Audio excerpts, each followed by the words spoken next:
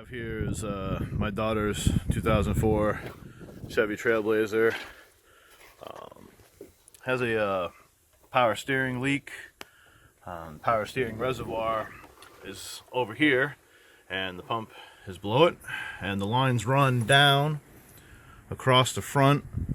There's a power steering cooler down there. They come up through here, and this right in here is where they tend to start leaking. There's a rubber grommet that the lines run through, and it holds moisture and salt and any other kind of debris, and it just allows the lines to corrode either right here where it goes in or right here where it comes out.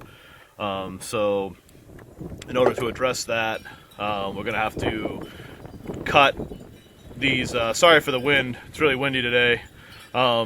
We're gonna have to cut these lines and splice in some 3/8 steel tubing with some compression fittings. Just let you know that the video is for educational purposes only. You run the risk of damage to your own vehicle. I'm not responsible. I'm just trying to help people out if they're in a situation.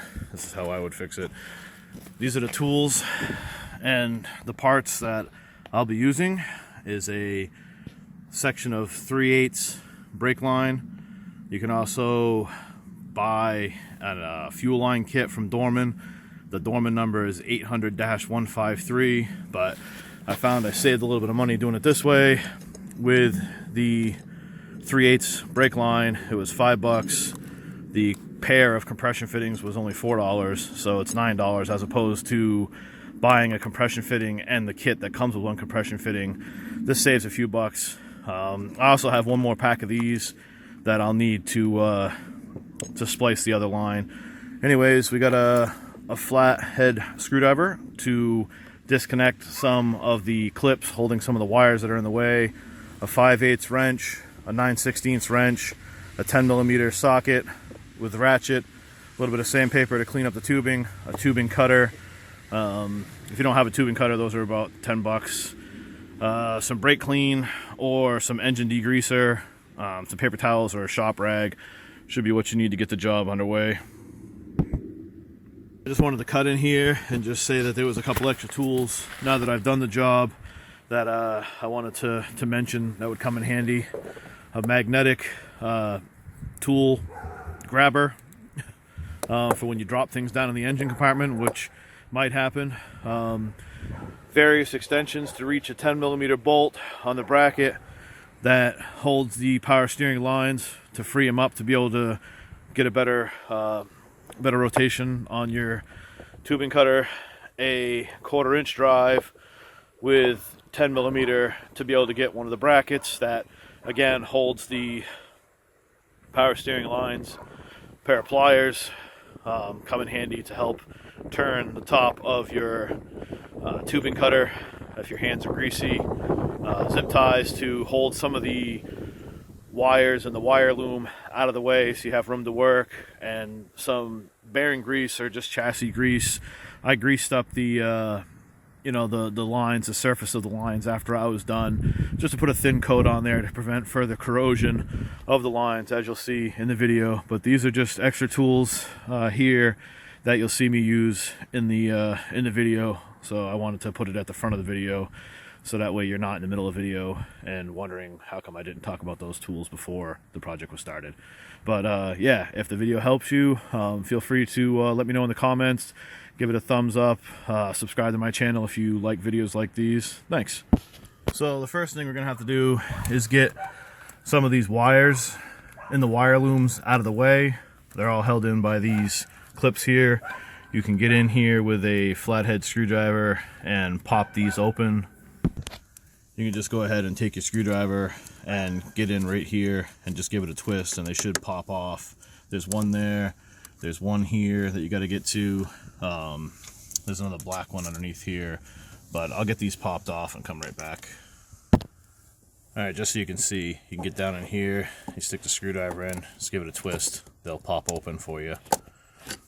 Alright, so this guy down in here inside the black clip runs around the front here, and that's the one that's going to be primarily in your way. Once you got that free from the clip, there's actually enough slack to put it up around the back side of the brake booster, and that really opens things up. You're going to have to pop this guy off here and get him out of the way, because there's a 10mm bolt that holds this bracket. So you're going to pop him out of the way, and then down inside there is the 10mm right there. There's another wire. It's kind of hard to see down there. You got to pop that out of its clip too.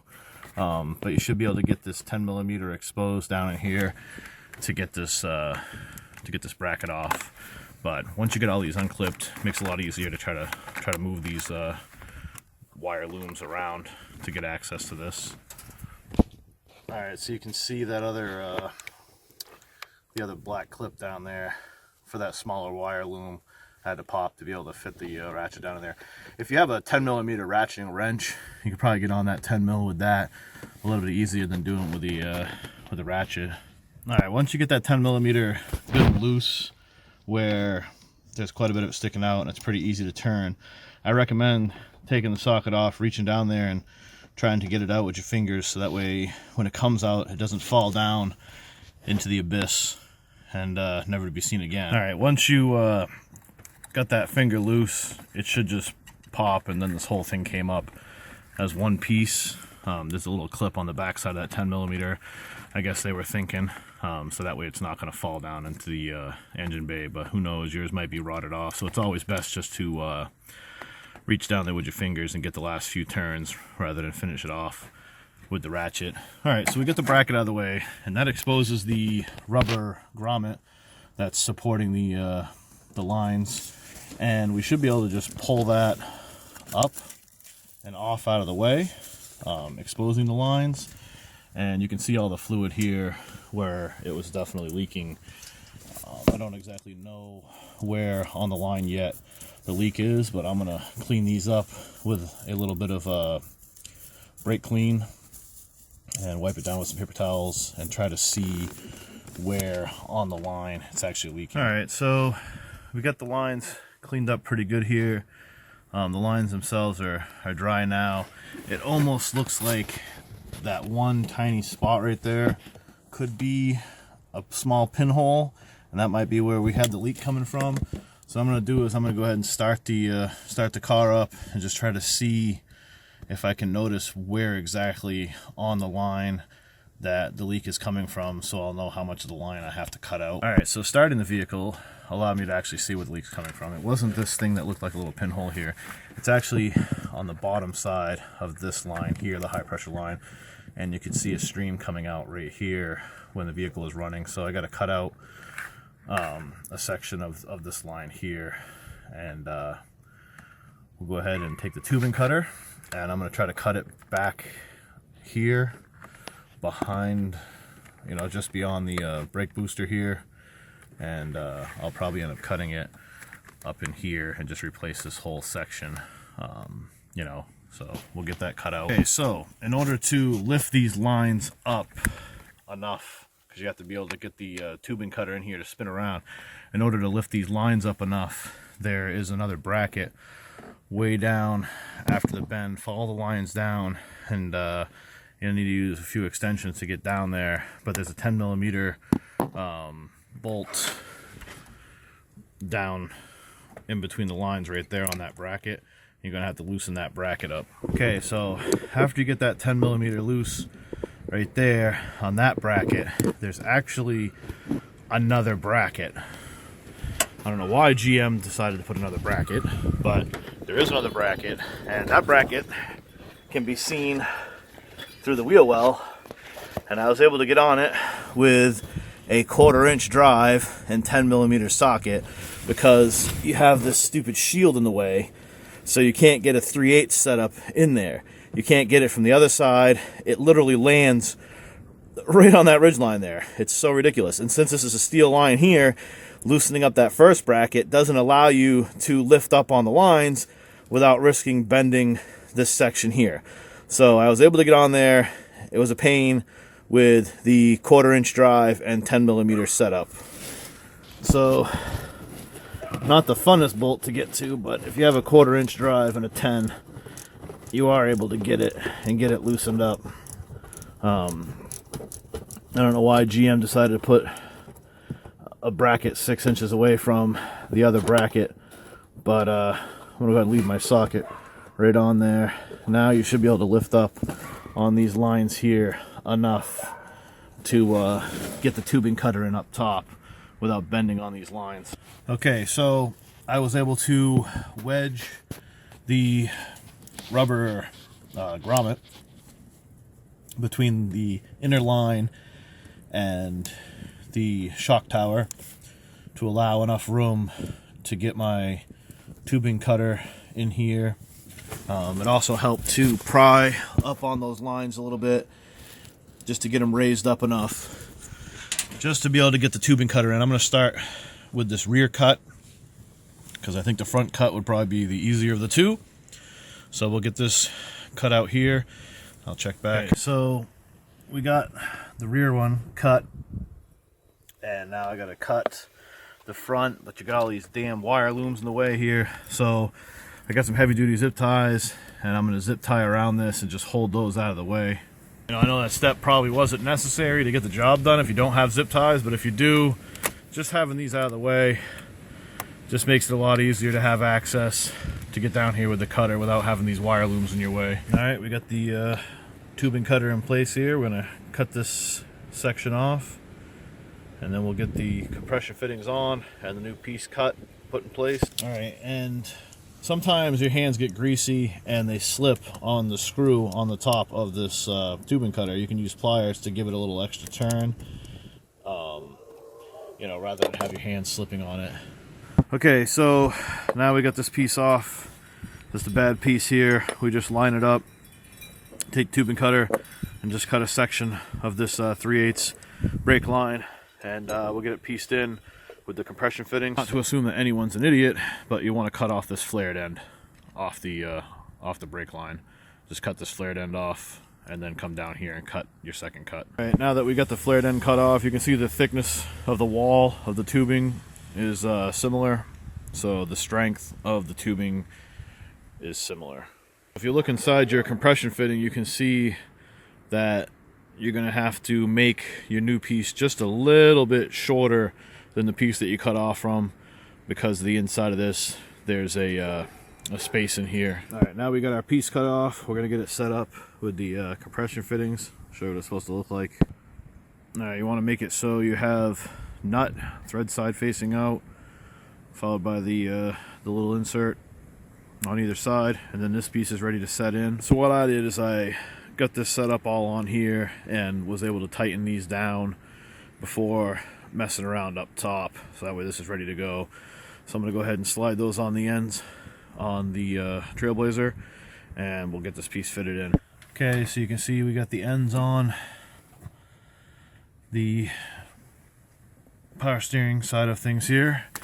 Now we're going to take our piece that we made, we're going to stick it in and get it threaded in. Okay, getting this back one threaded in was not the easiest task in the world. Better to come in through the tire well here and get on it with the 2 wrenches there, and just turn it a little bit at a time until you get it tight. All right, we got the back all tightened up, and now we're working on the front. Front's a little easier to access here.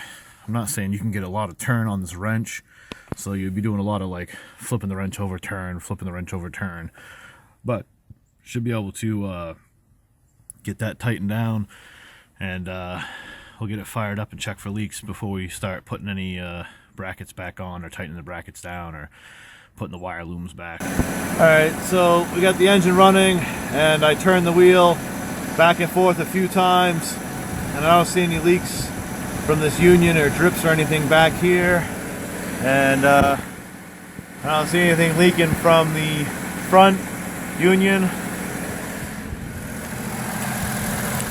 No leaks that I can see, nothing spraying out. So I'm gonna call that good. I'm gonna shut it off, and I'm gonna get everything put back, put that rubber grommet back, put the bracket back on. So I got the rubber grommet piece here all cleaned up, and I applied a thin layer of just wheel bearing chassis grease just general purpose grease over the lines here before I put this back on. Just try to keep some of the, the salt and corrosion and stuff from further eating at these lines here. It's not necessary, but I figured it, can't hurt. All right, so we got that 10 millimeter down there, already tightened back up here, holding the bracket back on.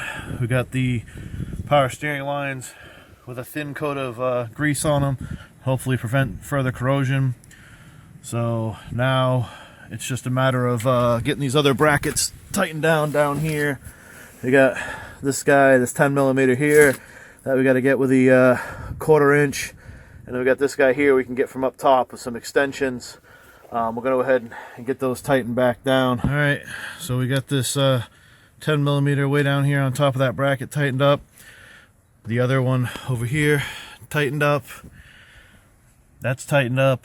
So now it's just a matter of zip tie cutting. Throw all these wire looms back in these clips and check the power steering fluid. Don't forget to bring this wire loom that we tucked behind the master cylinder back up over the master cylinder. Bring it down to its proper location. Put it back into its clip down here, and then yeah, that's good. Then we'll get this one clipped in, and then we should be good. All right, all the wire looms are successfully re-clipped into place. We've checked and added power steering fluid, so we're good to go. If this video helped you, please let me know in the comments. Give it a thumbs up, and share it if you know somebody who has a Trailblazer with the same issue. I appreciate it. Subscribe if you'd like. Thanks. All right, so it's been about a week since I did this repair. I know there's some people that complain that these repair jobs don't hold, and I don't see any leaks here. I checked the fluid's still good. Both ends don't seem to be having any drips or leaks. So even if you use this as even a temporary fix, obviously it's colder than hell here. Maybe in the warmer weather I might actually replace the whole line, but this seems to be holding up fine. So if you're in a situation and you have a leak going on here, at the very least, this will buy you some time. And as far as I can tell, it looks to be, if you wanted to leave it, it looks like it'd be permanent.